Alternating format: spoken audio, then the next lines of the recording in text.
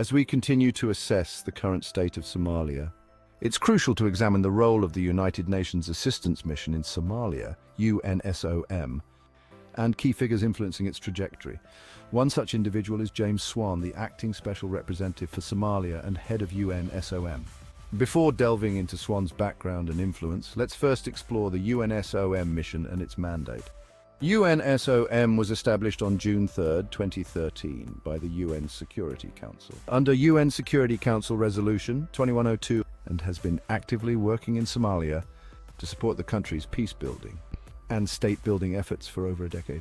The mission claims several key roles and assists the Somali government in promoting political stability, facilitating dialogue, and supporting processes related to elections and constitutional development. The mission works to strengthen Somali institutions through training resources and technical support aimed at enhancing governance, rule of law and human rights.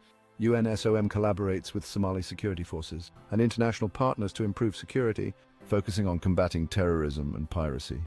The mission coordinates humanitarian efforts to ensure that aid reaches those in need, particularly in conflict-affected and drought-prone areas. UNSOM monitors the human rights situation and reports on developments within Somalia, providing a framework for accountability and international awareness. The mission cooperates with various stakeholders, including regional organizations and other countries, to align efforts and resources in support of Somalia's recovery. Now turning to James Swan, who has previously served as Special Representative for Somalia from 2019 to 2022, Ambassador to the Democratic Republic of Congo from 2013 to 2016, and Ambassador to Djibouti from 2008 to 2011. His early career includes serving as Deputy Assistant Secretary of State for African Affairs from 2006 to 2008 and as Director of African Analysis in the State Department's Bureau of Intelligence and Research from 2005 to 2006. He has also held various roles in the Democratic Republic of the Congo, Somalia, Cameroon, Nicaragua, and Haiti. On October 3, 2024, Swan briefed the Security Council on recent progress made on the political front. He highlighted that in March, the Somali Parliament amended the first 4 chapters of the Provisional Constitution, and the Constitutional Review Commission is now working on the next 5 chapters. However, one must question, is he acting blind to how such amendments were passed? Does he truly believe that an online portal is an acceptable form for constitution change proposals in 2024? Or could it be that this was always the intended goal, to steer Somalia in a predetermined direction? Swan also mentioned progress in defining a plan for one-person, one-vote elections. Yet with Puntland and Somaliland leadership seemingly absent from these discussions, how inclusive is this plan? Given the emergence of non-state armed groups and violence in the countries he has served, one must ask the trajectory Somalia is on under his leadership. And how do they align with the UNSOM mandate and needs of the Somali people? Is he a stabilizing force, or could his influence lead to further turmoil? As we look to the future, some critical questions about UNSOM remain. Despite over a decade of operation, the Somali government's ability and authority to self-govern remains limited.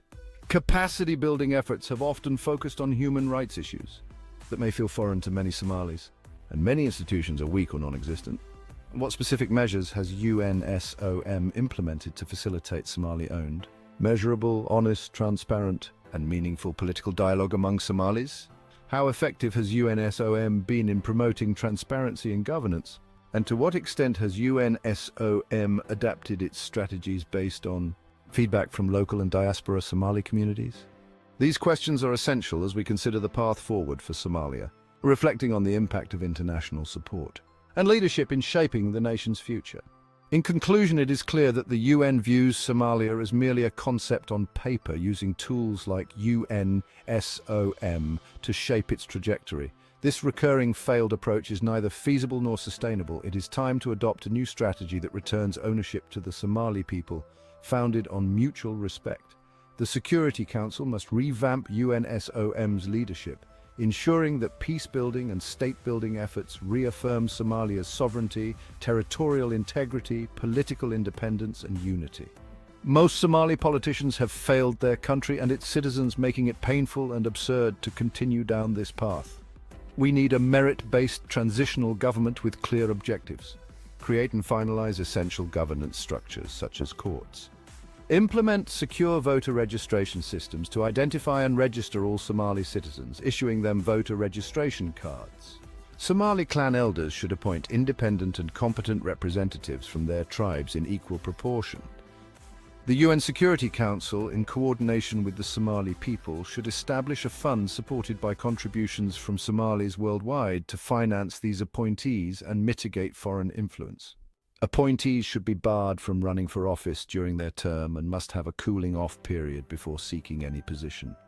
By genuinely engaging with the Somali people, the Security Council can help lay the groundwork for lasting peace and democratic governance. As we continue discussing governance, transparency, and the needs of the Somali people, it's vital to stay engaged. Your voice matters. Let's keep the conversation going. Don't forget to like and share for more insights from Voices of Somalia. Together, we can contribute to a brighter future. Thank you for watching.